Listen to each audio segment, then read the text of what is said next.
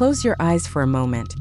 and imagine towers rising against the sky, bridges flowing like rivers of steel, homes that breathe with light. This is architecture not just to be seen but to be felt. In this series, we don't rely on images. We rely on sound, on stories that carry you through the minds of the world's greatest architects. Because true architecture lives in ideas, and ideas need no walls to exist. Ready to experience architecture in a way you've never heard before? Let's begin.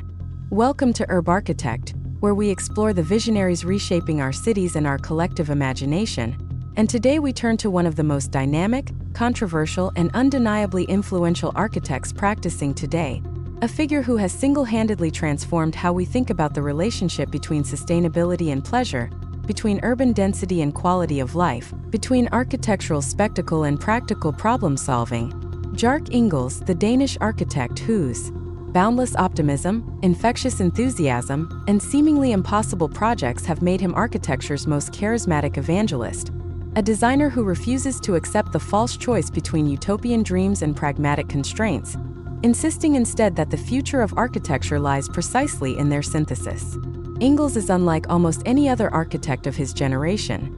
He presents his work with the polish of a TED Talk, the ambition of a Silicon Valley entrepreneur, and the visual clarity of a graphic novel, making architecture legible and exciting to audiences far beyond the professional elite. Yet his buildings are serious works of design that grapple with genuine urban challenges, environmental imperatives, and the complex realities of contemporary development.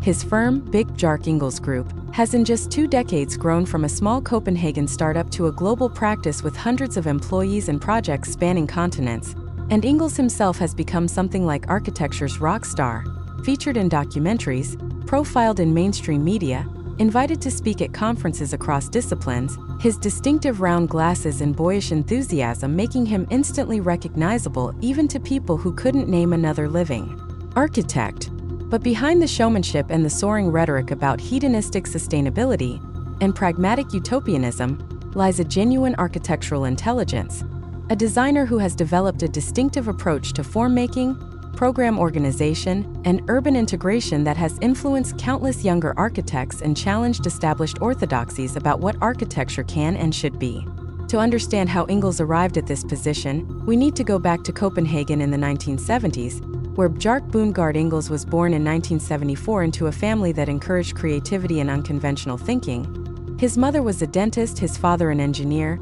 and from an early age Ingels showed both artistic sensibility and technical aptitude, drawing constantly, building elaborate Lego constructions, and demonstrating the kind of synthetic thinking that would later characterize his architecture. As a teenager in Copenhagen during the late 1980s and early 1990s, Ingels came of age in a city that was already rethinking urban life, developing the pedestrian-friendly streets, bicycle infrastructure, and human-scaled urbanism that would make Copenhagen a model for cities worldwide. And this environment shaped his understanding that livable cities aren't accidents of history, but products of deliberate design choices that prioritize people over cars, public space over private consumption, and long-term sustainability over short-term profit. Ingels initially studied architecture at the Royal Danish Academy of Fine Arts in Copenhagen, but a pivotal moment came when he spent time studying at the Escola Tècnica Superior d'Arquitectura in Barcelona, where he encountered the exuberant, sculptural architecture of the Catalan tradition and absorbed lessons about how architecture could be both populist and experimental, both playful and profound.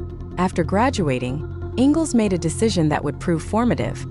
He joined the Office for Metropolitan Architecture in Rotterdam, working under Rem Koolhaas, the Dutch master whose theoretical rigor, provocative urbanism, and ability to identify and articulate emerging cultural forces had made OMA one of the most intellectually influential practices in the world. Working at OMA in the late 1990s exposed Ingels to a way of thinking about architecture that went far beyond aesthetics or even function, treating buildings as interventions in complex urban, economic, and social systems. And Koolhaas's method of exhaustive research, diagram-driven design, and intellectual provocation left a lasting imprint that you can still see in how Big approaches projects today. But Ingels also recognized that Koolhaas's architecture, for all its brilliance, often felt dystopian, ironic, and cool, analyzing contemporary culture with surgical precision but rarely proposing alternatives that felt genuinely hopeful or joyful. And when Ingels left OMA to establish his own practice, first as Plot with Julian de Smet in 2001, and then as Big in 2005 after the partnership dissolved,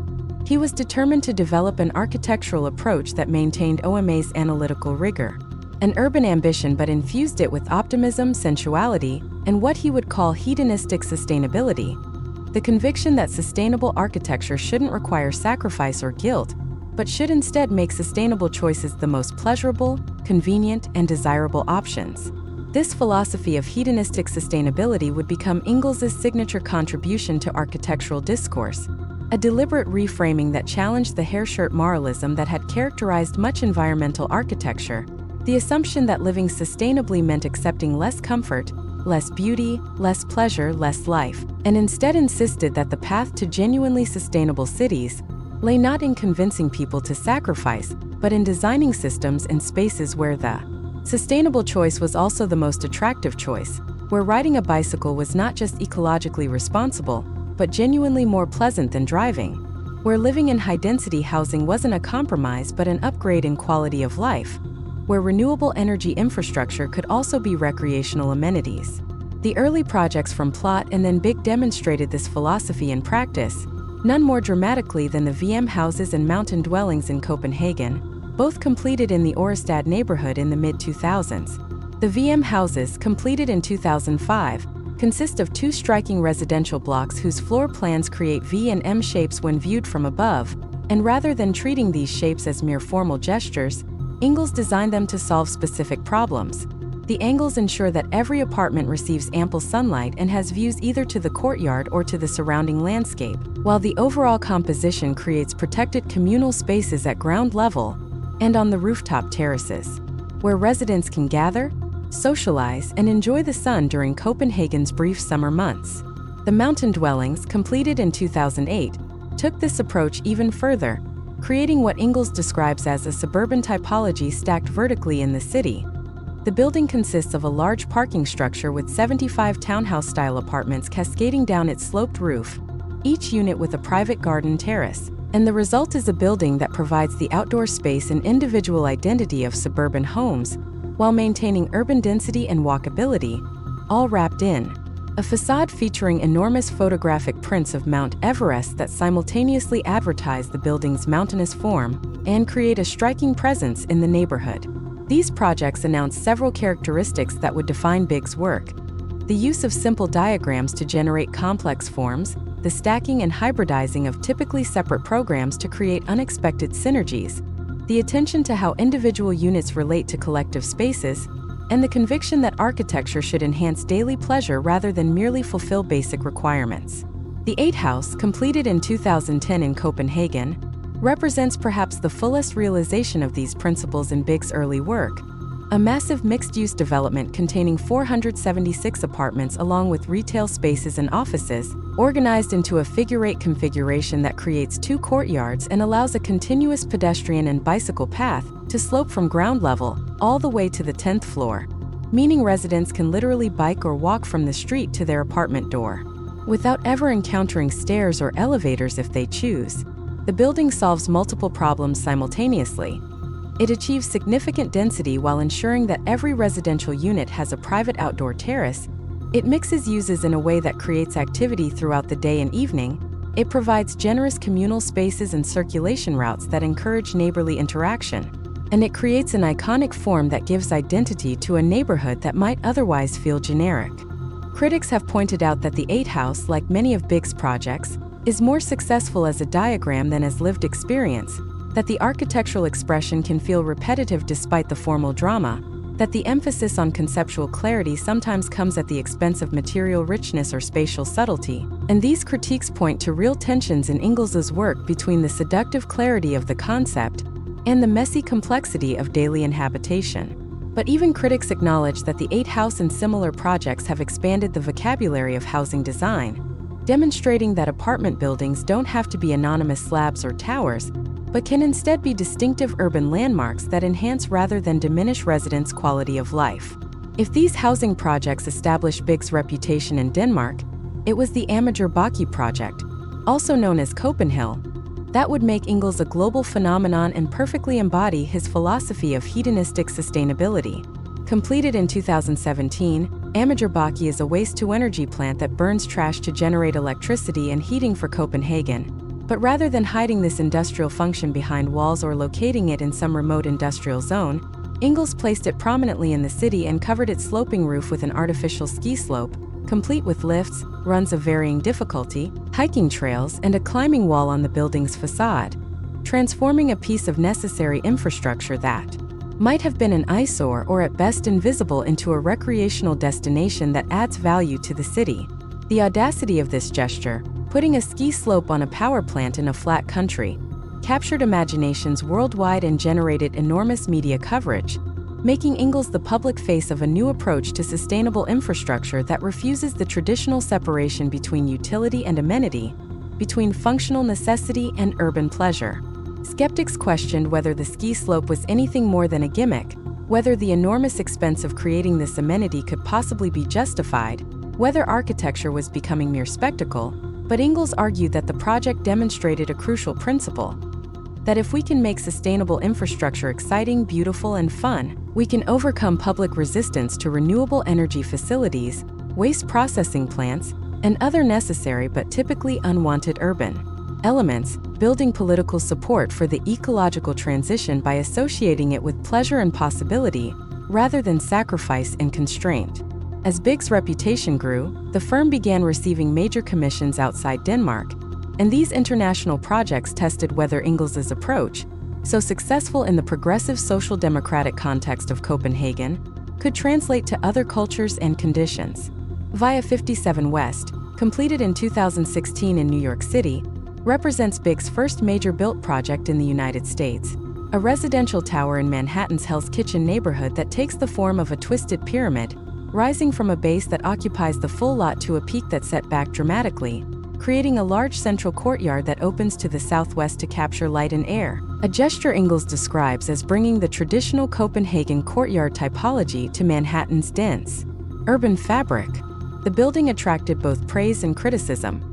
Advocates admired its distinctive silhouette, its success in providing private outdoor space for residents in a dense urban context, and its demonstration that even speculative residential development could aspire to architectural ambition, while critics questioned whether the dramatic form generated genuine improvements in livability sufficient to justify its complexity and cost, and whether BIG was simply providing aesthetic novelty to luxury development that did little to address New York's affordable housing crisis. This tension between Ingels' stated commitment to improving urban life for everyone and the reality that most of BIG's built projects serve affluent clients and users runs through much of the critical discourse around his work, with some arguing that his optimistic rhetoric masks the fundamentally elitist nature of contemporary high-design architecture, while others counter that architects must work within existing economic systems, and that BIG's innovations, even when initially implemented in luxury contexts, can eventually influence mainstream development.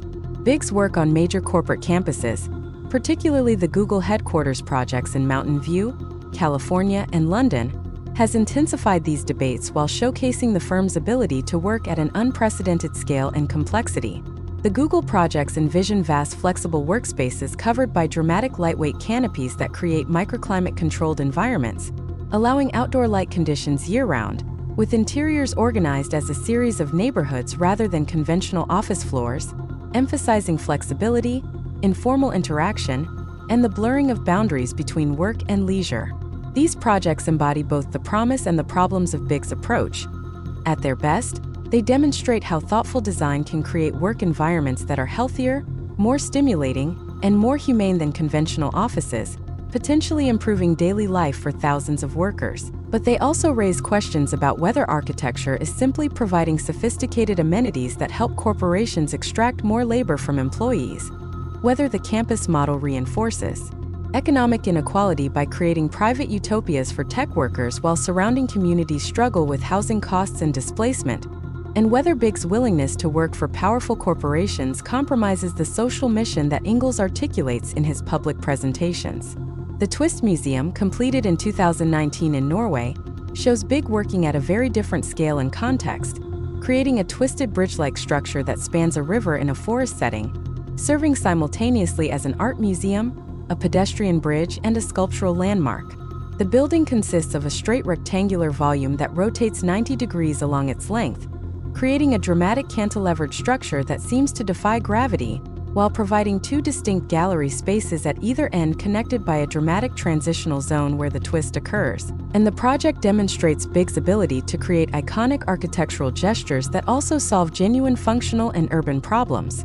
In this case, connecting two separate art collections across a natural barrier while creating an architectural experience that rivals the art it houses. Perhaps no project better illustrates both the ambition and the speculation inherent in BIG's approach than Oceanic City, a proposal developed with the United Nations and various partners for floating modular cities designed to address sea level rise and provide sustainable habitation in coastal areas threatened by climate change. The project envisions hexagonal floating modules that can be combined in various configurations, each supporting mixed-use neighborhoods with housing, agriculture, workspaces, and social amenities, all designed to be carbon neutral or carbon negative, producing their own food and energy, and processing their own waste. Oceanic City has generated enormous media attention and sparked vigorous debate. Supporters see it as exactly the kind of bold, systemic thinking we need to address climate crisis, a recognition that incremental adjustments to existing urban models won't suffice and that we need to fundamentally reimagine how and where humans live, while critics dismiss it as science fiction, a techno-utopian fantasy that distracts from the urgent work of adapting existing cities and addressing the political and economic systems driving climate change, arguing that resources spent developing floating cities would be better invested in more prosaic but effective interventions like improved public transit, renewable energy infrastructure, and affordable housing. This debate captures something essential about Ingels and BIG. They operate at the intersection of architecture and speculation, using design proposals not just to build specific buildings but to shift conversations, expand horizons of possibility, and challenge assumptions about what cities can and should be. And whether you find this inspiring or frustrating depends largely on whether you believe architecture's primary value lies in solving immediate practical problems or in imagining alternative futures that might reshape how we understand the problems themselves. Throughout his career, Ingels has proven to be not just a talented designer but a masterful communicator, recognizing that architecture's impact depends not only on built work, but on how that work is framed, presented, and discussed, and his presentations, whether at TED conferences, in documentary films like the 2017 Big Time, or in books like Yes is More, that present projects through comic book-style narratives, demonstrate sophisticated understanding of how to make architecture compelling to non-specialist audiences without dumbing it down. This talent for communication has made Ingels enormously influential in shaping public discourse about architecture and urbanism, bringing questions about density, sustainability, and urban design to audiences that might never read architectural journals or visit design exhibitions, but it has also generated suspicion among some architects and critics who worry that Ingels is more interested in publicity than substance, that his projects look better in renderings and presentations than in reality, that the smooth diagrams and seductive rhetoric obscure genuine problems with how the buildings actually function and age. These critiques deserve consideration, particularly as some of BIG's built projects have faced real challenges with construction quality, maintenance, and long-term performance, suggesting that the firm's rapid growth and global expansion may have stretched its capacity to oversee projects with the same care at every scale and location, and raising questions about whether BIG's design process, so effective at generating striking concepts and securing commissions, always translates into thorough documentation, detailed design, and construction oversight. Yet even acknowledging these legitimate concerns, Ingels' impact on contemporary architecture is undeniable.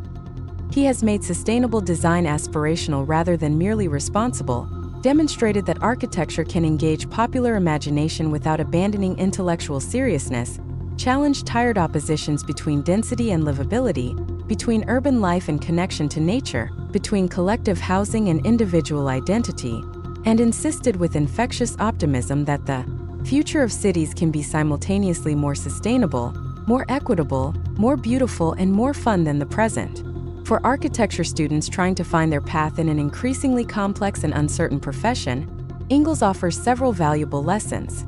First, that developing a clear conceptual framework and a distinctive way of articulating your ideas can be as important as design talent itself, that architecture is as much about storytelling and persuasion as about form and space. Second, that synthesis rather than purity, hybridization rather than specialization, can generate new typologies and unexpected solutions that single-function or conventional approaches would never discover.